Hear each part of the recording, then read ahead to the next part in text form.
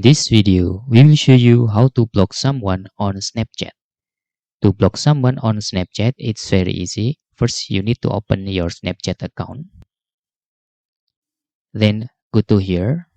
Just click this icon. After that, you can go to your friend list. Just click my friends here. For example, you want to block these people, just click this.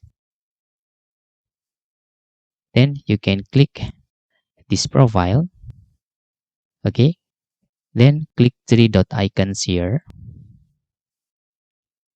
Okay. After that, you can click manage friendship. Then you can click block.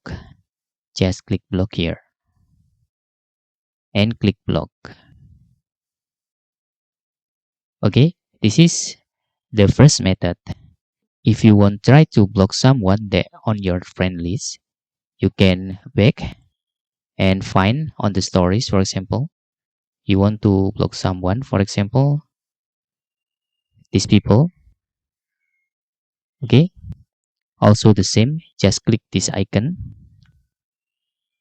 Okay, click three dot icon and just click block and click yes.